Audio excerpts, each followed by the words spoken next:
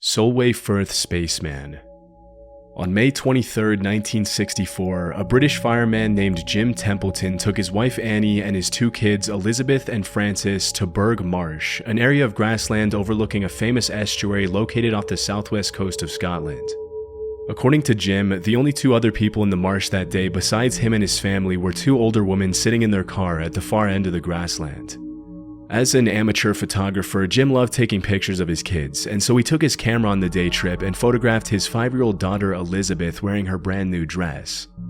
The family spent the entire day enjoying the sunshine and taking family photographs, after which Jim took the pictures to be developed. But when he went to pick them up a week later, he noticed something had appeared on one of the pictures.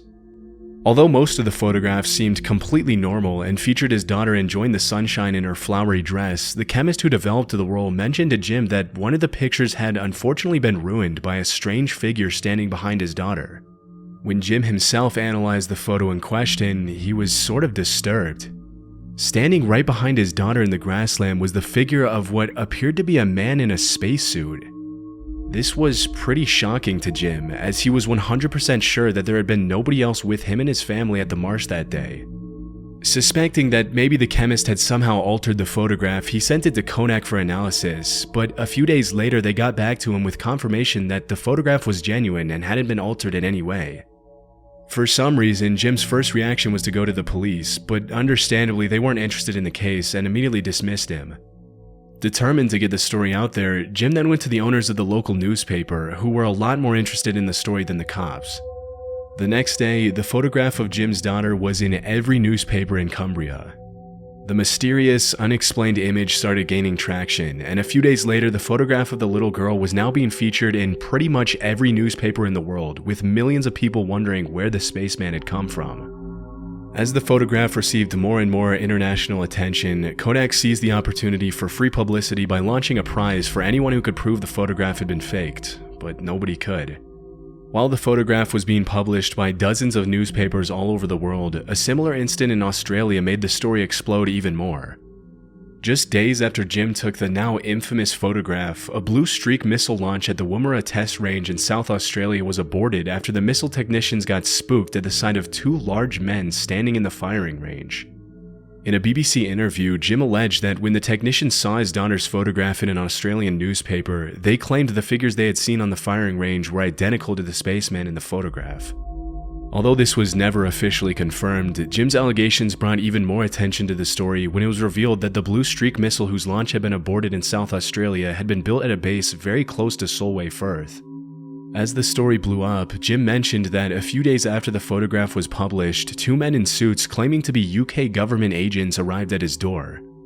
According to Jim, the men refused to show him their ID, claiming that they were only identified as number 9 and number 11 by the government. Although he didn't buy this story, the men were extremely insistent that Jim take them to the exact spot where the photograph was taken. When they arrived, Jim mentioned to the two mysterious men in suits that when he took the photograph, he had not seen the spaceman in the marsh. Allegedly, as soon as he said that, the two men got back in their car and drove away abruptly, leaving him to walk home alone. In a later interview, Jim dismissed the men as frauds who were probably just pulling his leg and were probably not involved with the government. As you can imagine, while all of this is happening, people started speculating and coming up with all kinds of theories to explain the appearance of the mysterious spaceman in Jim's picture. After all, this did happen in 1964, at the very peak of the space race, and a lot of people were incredibly suggestible to the idea of life on other planets. For almost 50 years, people came up with all kinds of theories to explain the spaceman in the photograph, most of them relating to extraterrestrial life or a possible staging. But it wasn't until 48 years later in 2012 that a solid theory by a credible source finally came to light. According to Dr. David Clark, a social sciences professor at Sheffield Hallam University, the mysterious spaceman was really just Jim's wife, Annie Templeton, who had probably walked into the photograph without Jim noticing and turned her back to Jim at the exact moment he took the picture. If you look at some of the other photographs Jim took that day, you can see Annie was wearing a blue dress and had her arms exposed, which explains how she could end up looking like a spaceman if the photograph was overexposed. Because Jim's intention was to photograph his daughter and not his wife, it's very possible that Annie was out of focus in the picture, which made her dress and body look very white after the role was developed, almost like she was wearing a spacesuit. As for the dome-like helmet on her head, this was probably just a cloud or the moon, which is often visible during the daytime when it's in its waxing gibbous phase, which it was on that day. Although this is the most logical explanation, if you look up explanations for the Solway Firth Spaceman photo today, you'll still find literally thousands of blogs and videos with all kinds of outlandish theories about the image, with some of them even being pretty new.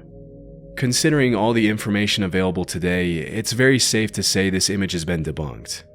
It doesn't show some mystery spaceman the family just hadn't noticed in person or some other kind of extraterrestrial life.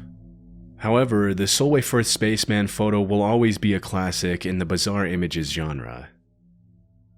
Another mystery that's been solved is the easiest way to meet your daily nutrition goals, and that's with Factor.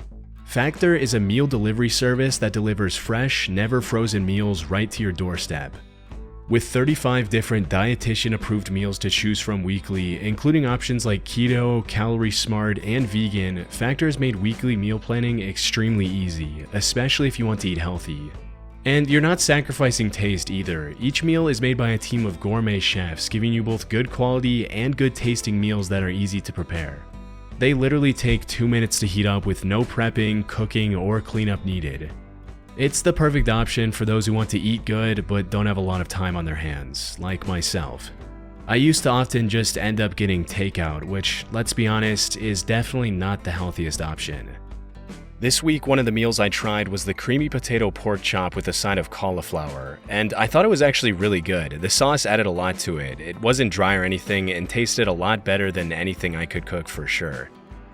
Something I learned recently is Factor also has other options like snacks, smoothies, and wellness shots which are packed full of needed vitamins, which I thought was really cool. You can head to factor75.com or click the link below and use code SCARES50 to get 50% off your first Factor box and free wellness shots for life. 2 free wellness shots from 3 available flavors for every order while you're an active subscriber. Thanks to Factor for sponsoring this video. Charlie No-Face. Raymond Robinson was born in 1910 in Beaver County, Pennsylvania, and lived pretty much as every normal kid did at the time. He went to school, spent time with his family, played with his friends, and did chores around the house. But a few years later, a tragic incident changed his life forever. One day in June 1919, when Raymond was 9 years old, he spent the morning with his friends at a local swimming hole. On their way home, they crossed the Pittsburgh, Harmony, Butler, and Newcastle Railway Bridge, where they spotted a bird's nest sitting on top of a pole. After daring each other to climb on top of the pole and count the birds inside the nest, Raymond stepped forward to take the dare and began climbing the pole. This is where things get a little dark. Unfortunately, the pole was connected to a live wire with over 25,000 volts of electricity. At some point during the climb, Raymond accidentally touched the coil, and you can probably guess what happened next. A couple of hours later, he woke up in the hospital where the doctors were shocked he'd even survived the incident. Sadly, Raymond's eyes were literally burned out, and the rest of his face, arms, and hands were also badly burned, leaving him looking, unfortunately, less human. After an incident like that, a lot of people would completely give up on life, but not Raymond. As soon as he was discharged from the hospital, he learned Braille and started weaving doormats, wallets, and belts as a way to make some extra cash. In his nephew's own words, he never discussed his injuries or problems at all. It was all just a reality, and there was nothing he could do about it, so he never spoke about it. He never complained about anything. All throughout the rest of his childhood and well into his adult years, Raymond loved listening to the radio during the day and going on long walks along Route 351 at night, sometimes for hours at a time. When rumors started spreading in Beaver County about a man without a face walking the streets of Pennsylvania in the dead of night, the locals did everything they could to catch a glimpse of him. Even though he mostly avoided contact with strangers out of fear of scaring people, they always ended up finding him. Although most of the locals were just curious to meet him and make friends with him, others abused him pretty brutally for no reason, sometimes offering him rides and dropping him off far away from home, hitting him with their cars, and even physically beating him. But even with all the abuse, Raymond refused to let it get to him and continued going on his walks for several decades. Even though Raymond was obviously a real person and a pretty nice guy according to everyone who met him, an urban legend quickly grew around him while he was still alive, which earned him the nicknames Charlie No-Face and Green Man. According to the legend, Charlie No-Face was a sort of ghoul or boogeyman who walked the streets of Pennsylvania at night looking to terrorize anyone who crossed paths with him. Though a lot of people didn't believe it and chalked it up to another urban legend that didn't carry any truth whatsoever. However, some people who found him walking the streets took images of him, which took the urban legend to a whole new level. But still, a lot of people thought the images were fake, when in reality they were 100% real, only the legend behind him wasn't. Even though the real Raymond Robinson died in 1985, people have continued to carry the legend to this day, spreading rumors about alleged sightings of a terrifying monster with no face haunting the streets of Beaver County. As you can imagine, the locals have put their own twist on the story through the decades, with some people claiming Charlie No-Face intentionally ripped off his own face just to scare people at night, and others alleging he fell into a vat of acid. Although the myth of Charlie No-Face checks pretty much all the boxes of a traditional urban legend, this is one of those rare cases where it actually carries some truth. You could really find Raymond walking the streets at night looking like he did in the images taken of him, only he wasn't looking to scare or harm anybody, but rather simply go on a walk. Despite all the crazy rumors and the obviously fake stories people made up about him, Raymond Robinson's story is a strong reminder to live life to the fullest, no matter your circumstances. The Amityville Ghost Boy. In December 1975, George and Kathy Lutz moved into their new home at 112 Ocean Avenue in Amityville, New York. Just 40 miles from New York City, the 5-bedroom Dutch colonial house was George and Kathy's dream home, especially since they only had to pay $80,000 for it. If the price seems too good to be true, that's because it was, and George and Kathy were well aware that the house had been vacant for a year after the last family who lived at 112 Ocean Avenue had been violently murdered. In November 1974, just over a year before the Lutzes moved in, 23-year-old Ronald DeFeo Jr. brutally murdered his family in their sleep, triggering a long, dark, and confusing court case that concluded with more questions than answers. Despite the home's history, the Lutzes were thrilled to be moving in. But their joy was short-lived, for less than a month later they abruptly left the home with all their belongings inside and never returned, claiming that the house was haunted by evil spirits. When asked about what happened at the house, George mentioned that ever since they moved in, they had been consumed by intense mood swings and dark emotional episodes where he would start to feel an intense sense of hatred towards his family.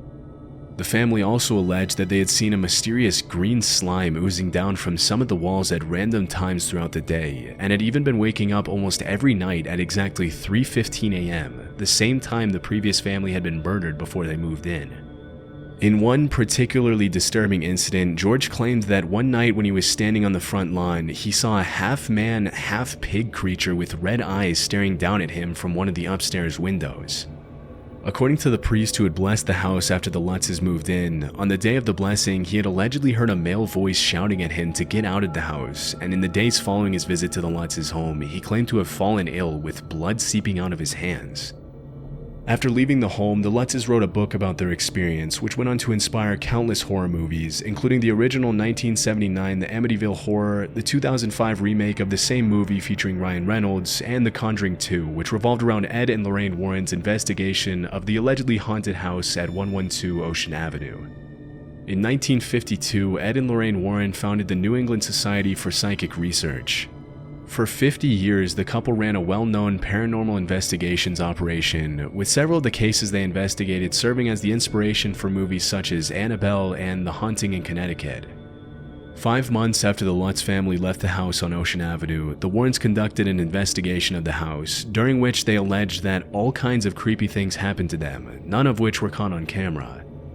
Though, during the investigation, Ed and Lorraine captured a photo of what appears to be a child with creepy, glowing eyes poking his head out of the basement door, which you've very likely seen before, as it's gone on to become one of recent history's most infamously creepy photos since it was captured back in 1976. Although the Warrens and their fans promoted the theory that the boy in the image was the spirit of John DeFeo, who was around the same age as the boy in the creepy picture at the time his brother murdered him, the reality is a lot less dark and exciting. During their investigation, the Warrens were assisted by Paul Bartz, another investigator, and if you look at some of the pictures of Bartz from that night, you'll notice he was wearing a plaid shirt, very similar to the one worn by the supposed Ghost Boy. As it was later discovered, despite the Warrens' claims, the boy in the picture was not actually a boy at all, but Paul Bart kneeling on the floor and taking some measurements.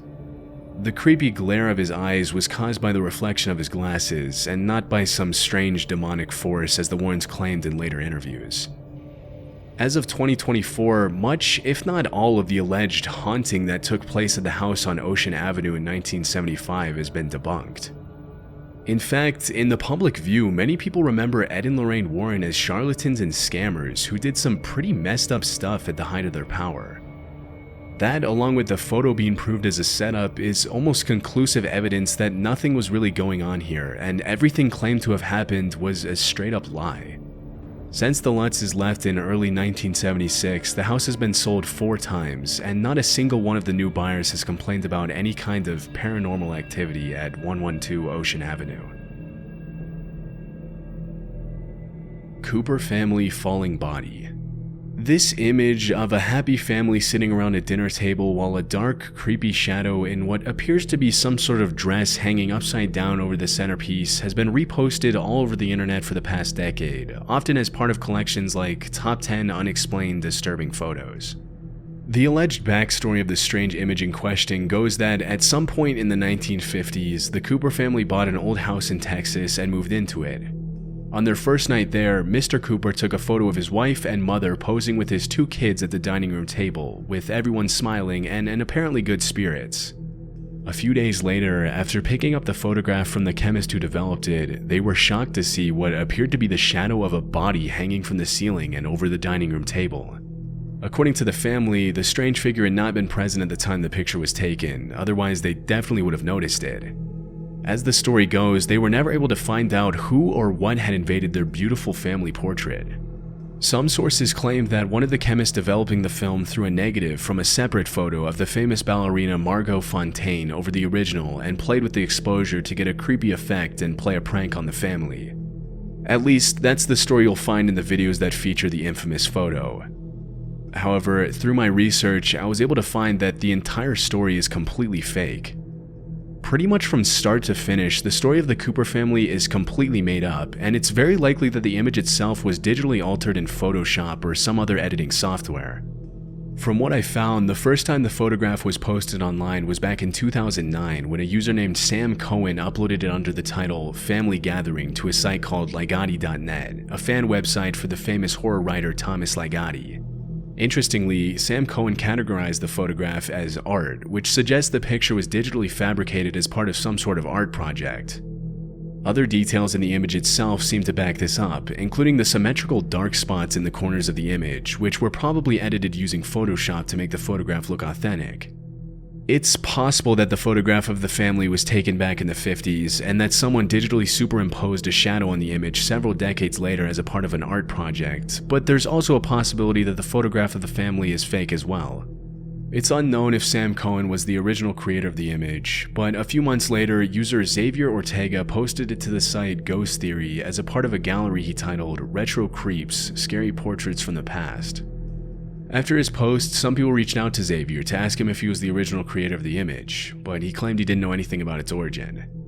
Over the next couple of years, the image started gaining traction online and was reposted in every online forum you can imagine. By 2013, Family Gathering had become one of the most infamous, unexplained creepy photos on the internet, which led people to start coming up with stories to give context to the disturbing image.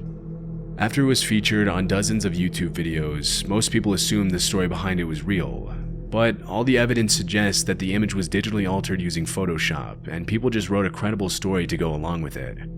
Still, for all the information we have that points to the fact that the image is totally fake, it's likely that Family Gathering will continue to be a big hit in the online horror community for many years to come.